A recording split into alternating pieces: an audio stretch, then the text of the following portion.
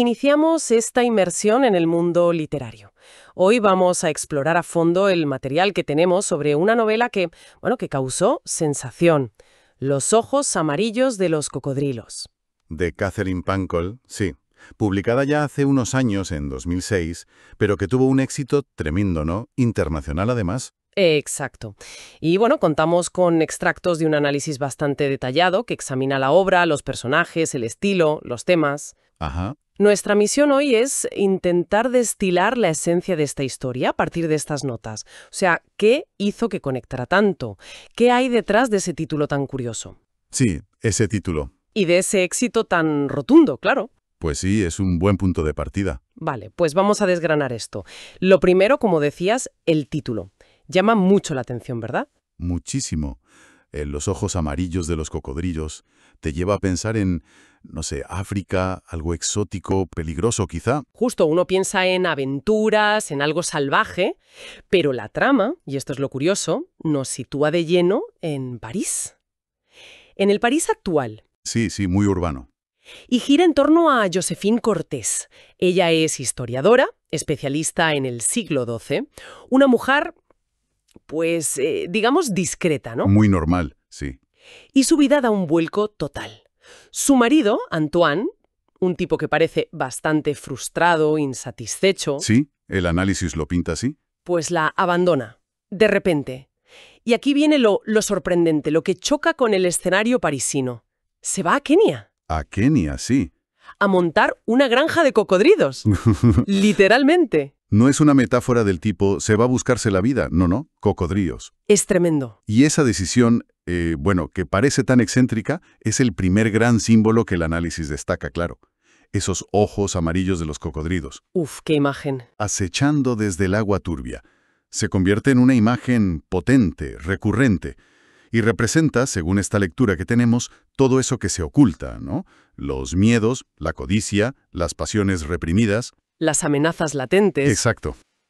Lo fascinante, y el análisis insiste en esto, es cómo Pancol usa ese elemento tan exótico, casi de novela de aventuras, para anclar un drama muy humano, muy urbano, muy cotidiano. Totalmente. Es un contraste muy bueno desde el principio. Muy efectivo, sí. Y en el centro de ese drama urbano, pues está Joséphine, historiadora, como decíamos, madre de 2 hijas, viviendo de forma bastante modesta. Y de la noche a la mañana se encuentra sola. Sola y con la responsabilidad de sacar adelante a la familia. Y las hijas, además, ¿eh? Bueno, son polos opuestos, lo que complica más las cosas. Sí, el análisis las describe muy bien. Por un lado, Zoe, la pequeña. Ajá. Se la presenta como sensible, observadora, muy conectada con la madre.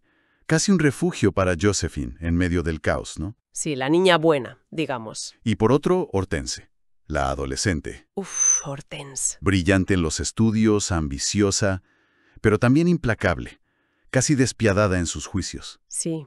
El análisis dice que se avergüenza de la mediocridad de su madre. Qué duro. Durísimo. Y su objetivo es escapar de esa vida, alcanzar el lujo, el reconocimiento, a cualquier precio, parece. Esta dinámica familiar ya nos da una idea de las tensiones que va a tener que manejar Joséphine, claro. Claro.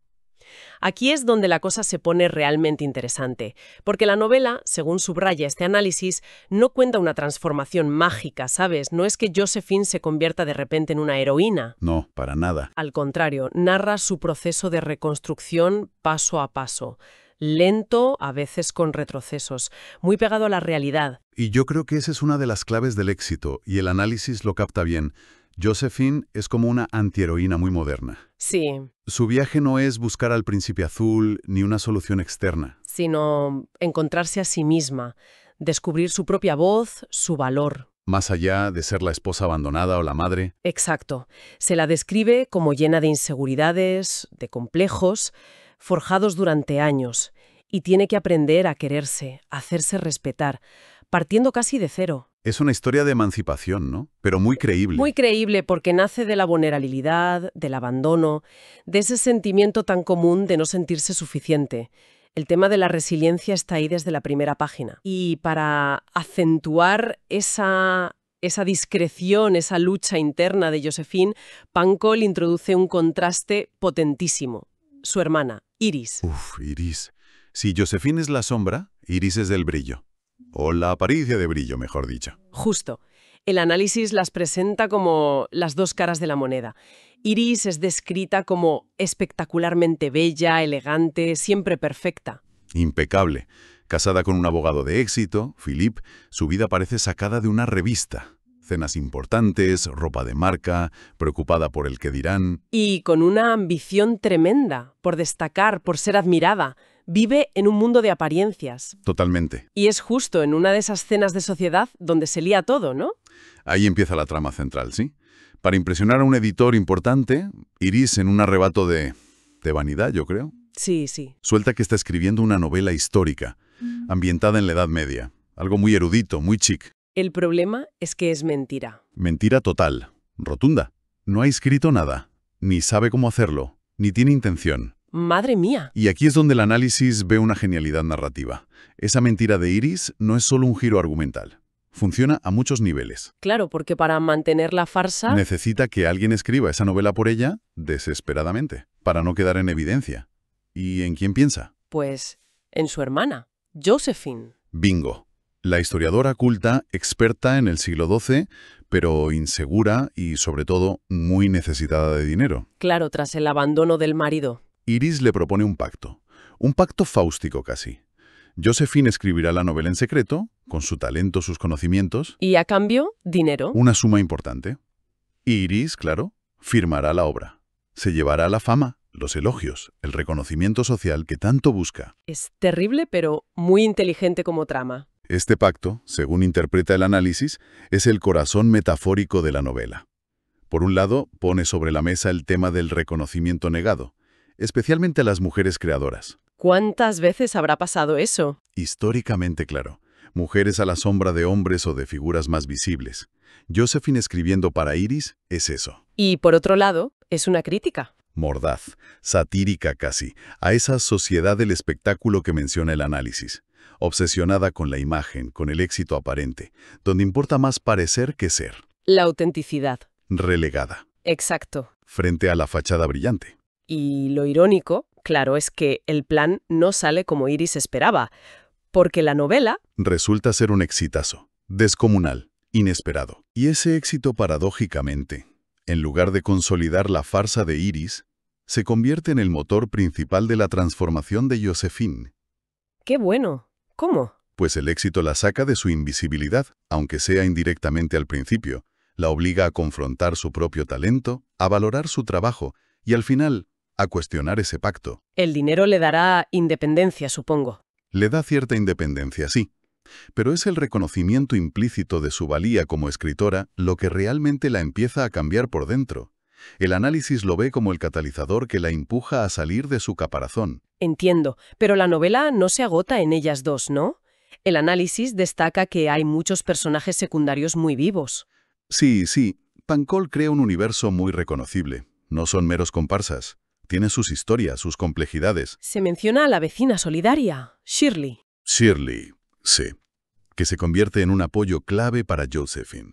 Representa esa red de sororidad, de ayuda mutua. Ujú. Pero la figura secundaria que el análisis destaca con más fuerza es la madre, Henriette. Ah, la madre de las dos. ¿Henriette? Otro personaje potente, imagino. Uf, y tanto. El análisis la perfila como una figura clave para entender a las hermanas. La describe como dominante, muy clasista, manipuladora, Vaya. con una obsesión casi enfermiza por el dinero y el estatus, y desprecia abiertamente la debilidad o el fracaso de Josephine. Mientras que a Iris... Parece admirar o al menos justificar su ambición superficial. Su constante desdén hacia Josephine durante años se presenta como una de las raíces de la falta de autoestima de la protagonista. Entonces, a través de Henriette y otros como Philippe, el marido de Iris, o Marcel, el padrastro, Pancol disecciona las dinámicas familiares tóxicas, ¿no? Y la hipocresía de cierta burguesía. Sin duda, el análisis sugiere que usa este mosaico de personajes para explorar, a menudo con un humor bastante ácido, temas como la presión social, la tiranía de las apariencias, la envidia. Las relaciones madre-hija complicadas. Sí. E incluso la competencia entre mujeres que a veces fomenta el propio sistema. Se plantea esa cuestión de cómo la familia nos moldea, para bien y para mal. Hablemos un poco del estilo. El análisis dice que es uno de los puntos fuertes. prosa directa, ágil, muchos diálogos. Sí, destaca la fluidez, la naturalidad de los diálogos, a menudo con ingenio, con chispa. Comenta que esa agilidad y el enfoque en relaciones y sentimientos podría hacerla rozar el chiclit. La profundidad psicológica sobre todo de Josephine, porque no rehúye temas duros, depresión, traición, abandono. Crueldad familiar incluso. Exacto. Y tercero, porque evita el final de cuento de hadas fácil. Eso es interesante. ¿Qué ofrece en lugar de eso? Pues evolución, lucidez, a veces dolorosa para los personajes, reconciliaciones imperfectas, complejas, más reales. La transformación de Josephine no viene de un príncipe azul. Aunque hay intereses amorosos, supongo. Sí, los hay. Pero su salvación, digamos, viene de su propio esfuerzo, de su trabajo como escritora, de encontrar su voz, su independencia económica y emocional. Es autogestionada. ¿Y el humor que mencionabas? ¿Cómo encaja con temas tan duros? El análisis lo ve fundamental en Pancol. No es carcajada fácil, es más una ironía sutil, una mirada tierna pero crítica. Ajá. Este humor permite tratar temas dramáticos, soledad, envidia, fracaso, sin caer en el melodrama. Suaviza los golpes, permite conectar con los personajes a pesar de sus defectos. ¿Y facilita la crítica social sin sermonear? Justo. Es una mezcla particular, ironía muy francesa, con un fondo de optimismo más moderno sobre la capacidad de cambiar. Volviendo al título, a los cocodrilos, decías que eran una metáfora potente. ¿Se desarrolla eso? Definitivamente. El análisis recalca que no es solo un gancho exótico. Los cocodrilos y sus ojos amarillos ganan peso simbólico.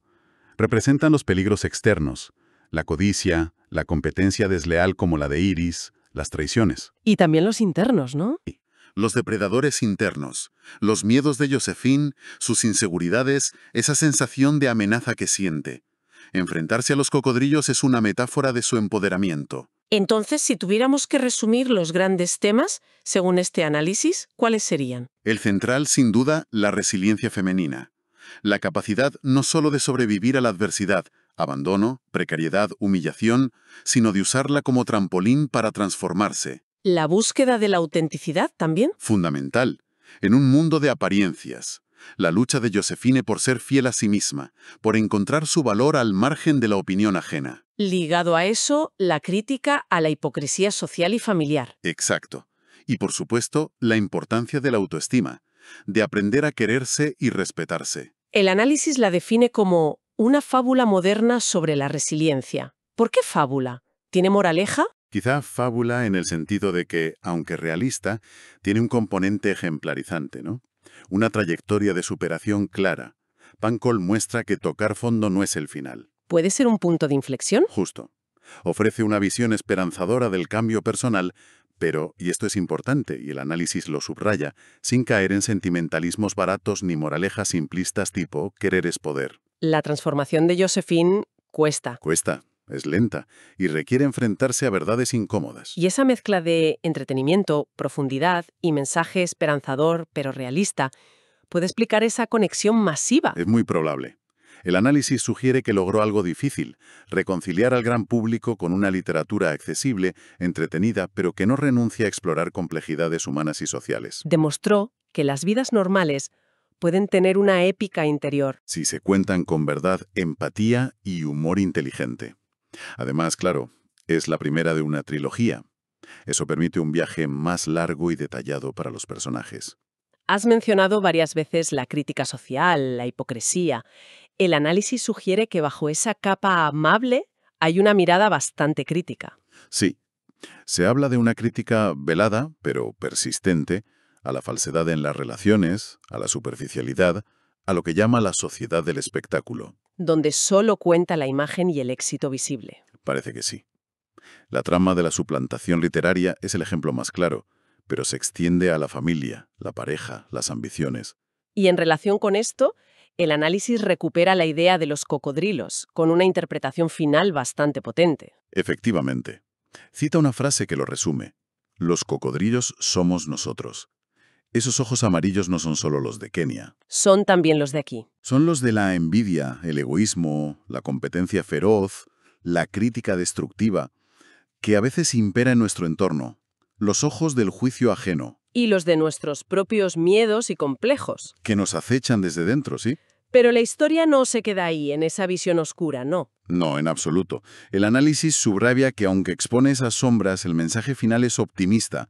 Josephine aprende a mirar de frente a esos cocodrilos. Los externos y los internos. Aprende a identificar las amenazas, pero sobre todo, aprende a vencer el miedo que le infunden.